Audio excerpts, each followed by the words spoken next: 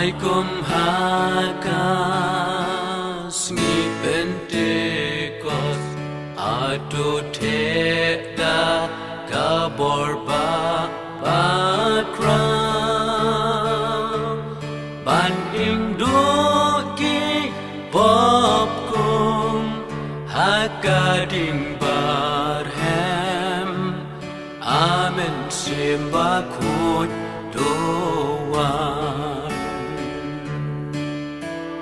amen simba jem Lord atuan nok loy mi ki kun jong mi don kam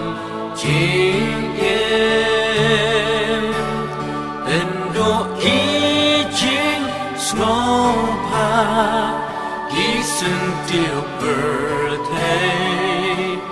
bangan buat rutang yame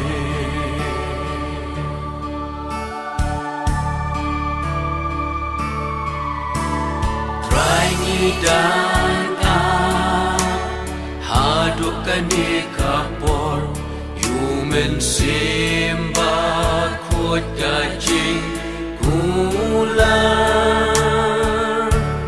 ba men the no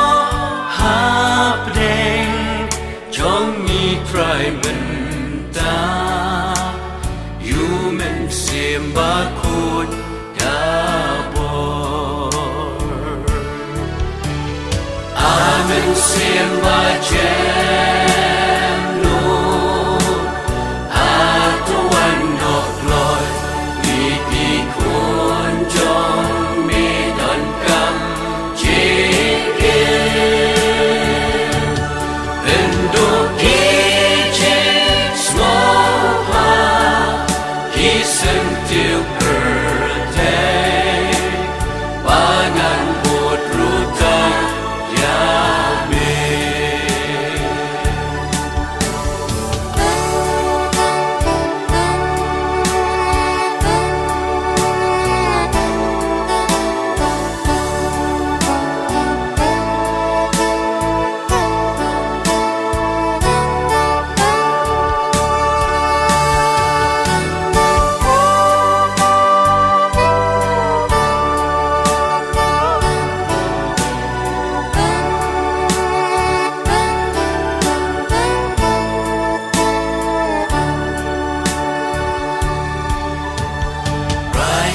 dan haduk kani kapor human simba khut kajing kula ba men the no hapdeng chong ni try men ta human simba khut